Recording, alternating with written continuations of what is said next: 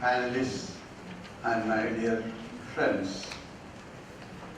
We have been hearing on the aspects of rebuilding Kerala, post-flood situation. Number of suggestions were noted, and my presentation will be brief and also covering micro, small and medium enterprises, including our respected chairman has briefed now, some clusters and all that.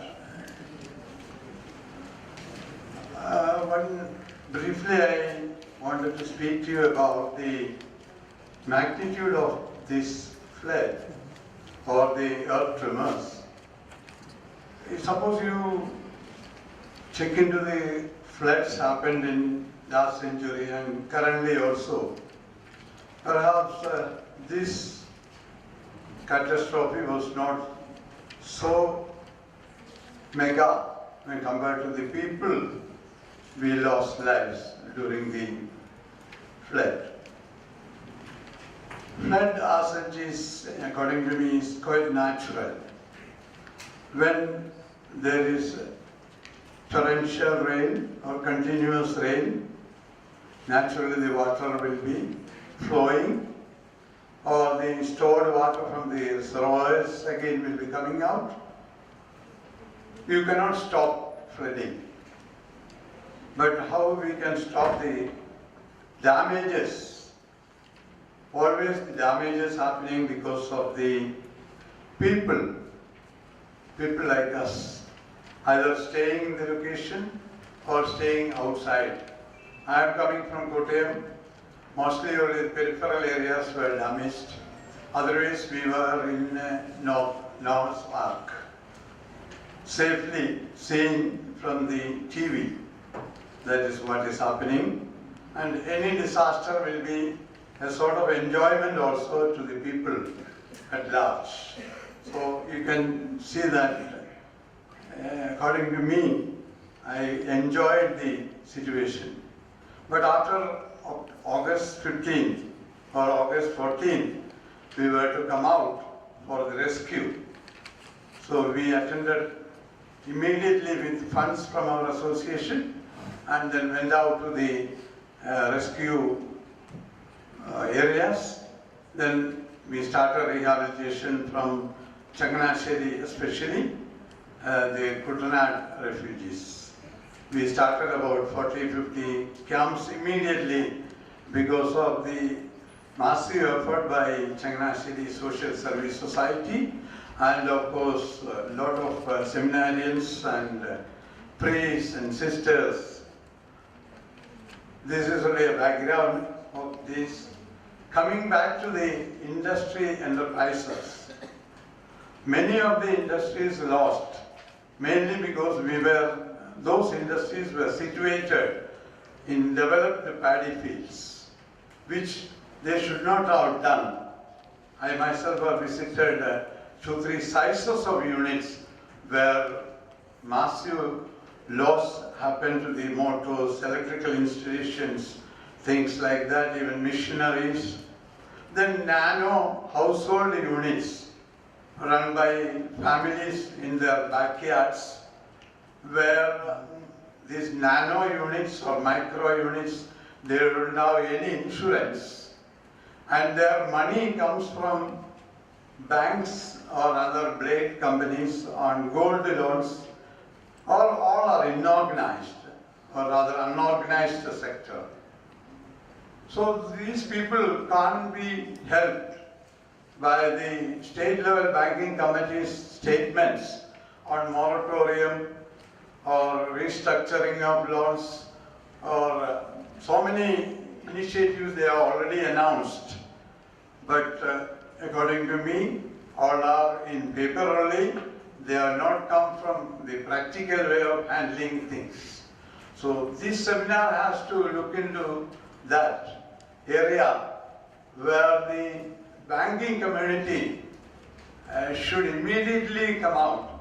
As of our previous panelists described here, these are all things cannot be delayed for months or years It should be done immediately. The psychological aspect we have discussed, the entrepreneur who lost everything, the woman, the family who lost things like that, should be immediately rehabilitated.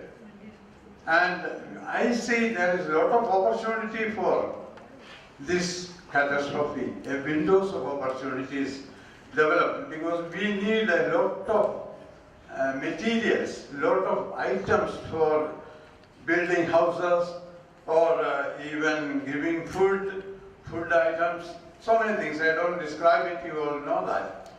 These units who have damaged, who lost everything, should be given priority in the purchase of the government or the society or charitable institutions. Hollow bricks, for example, we have demand for lot of hollow bricks. At the same time, lot of hollow bricks factories, cement products factories have been drowned. But they can rehabilitate very fast within 2 weeks. And we should buy from them as a price preference. Priority should be given to such losses when we procure things. Then in common thing I wanted to tell you.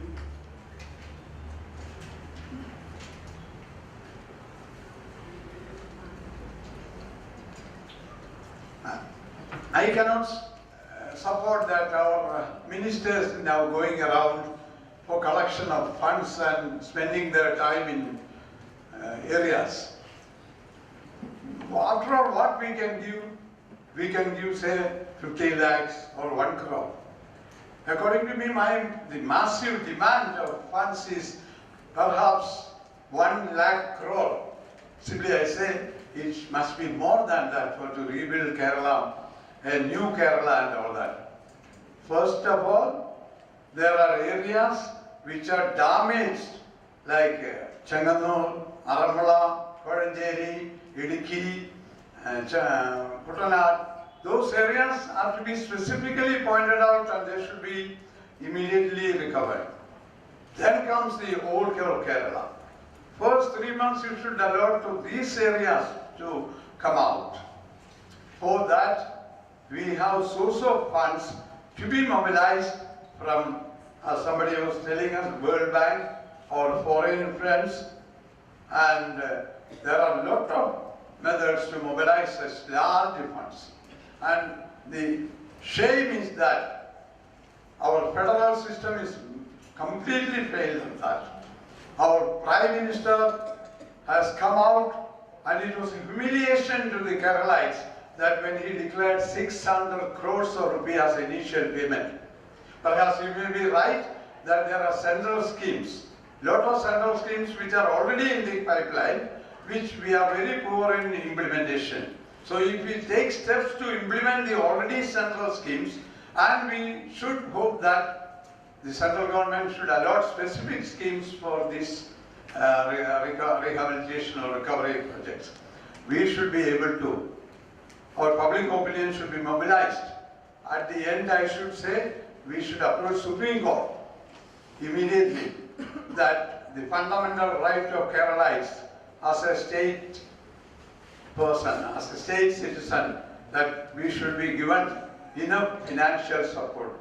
Keralites are very quick in mobilizing. They help the rehabilitation process. Massive assistance has come physically and mentally and financially. But now, there are people who can give us money that we should be able to mobilize in large quantum. No point in collecting, harassing people, another 500 rupees, 1000 rupees, how much it is going to come? In my opinion, I don't think it will be reaching more than, say, 4,000 or 5,000 crores, which is a peanut. So this is one aspect that we should.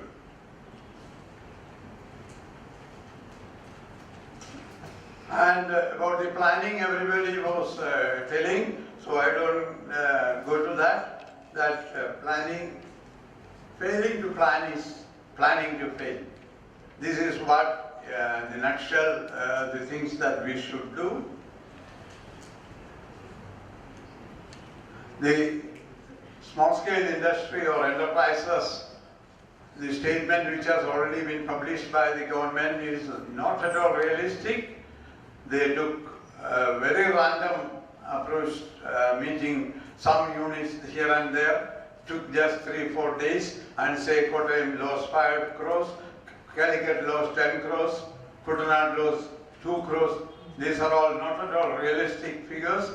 So we should be able to tell the government. When in my district in Kottayam, in our association, I just put a note in Malayalam Manorama and other newspapers that please inform us what you have lost. I think I have got letters from more than 200 units and the peripheral of Kottayam and Alapi, and the loss I measured, it is more than 60 crores from that particular small note. The government has not at all so far published any public notice that people should immediately inform, specifically on this forum, that is mini and enterprises. They should be cornered. They have addresses. Easily they can collect the information. This collecting statistics properly is very important, and see that the recovery steps. And government has to do much on this, plus the organizations like we represent to help these mini estates. There are a lot of suggestions which I don't want to now specifically. The technology related approach is very important. If at all we plan to reorient these small enterprises, they should be definitely built up at a much better level of technical skill, so that their existing level should be, or the next generation should see that this catastrophe, this disaster has rebuilt Kerala. This is happening in many places in the world. So the loss we have made, we have partly recovered. Now it is a long-term process that these banks also should. I'm not going in detail for that because newspapers have already covered that. We are also representing in state level banking committee and district level banking committee again and again. I'm just concluding that a speedy implementation is the most important thing. And one more thing, why Kerala has not approached United Nations organization so far? I have heard our representation, our leader from Kerala, you must have heard that Murali Tumarugudi. He has already published a book also. He has just noted one sentence that UNO has not been approached so far by Kerala, from Kerala. They have this disaster management well supported. He is a person who he should have been here, but he has left for Geneva last week after a meeting in Kottayam, which I was fortunate to hear him. I just conclude. ശക്തമായ മഴയും വെള്ളപ്പൊക്കവും ഒക്കെ പ്രകൃതിയുടെ നിരന്തരമായ പ്രതിഭാസങ്ങളാണ്. അതിനൊന്നും നമുക്ക് തടയാനേ പറ്റില്ല. എന്നാൽ അത് പലപ്പോഴും ദുരന്തത്തിലേക്ക് മാറുന്നത് മനുഷ്യന്റെ അശ്രദ്ധ മൂലമാണ്. There was speeches about that. പ്രകൃതിയെ തുടർന്നും സ്നേഹിക്കുക, കൂടുതലായി സ്നേഹിക്കുക, ബഹുമാനിക്കുക, പ്രതീക്ഷയോടെ കൈവിടാതെ മുന്നോട്ട് പോകുക. Thank you very much for hearing.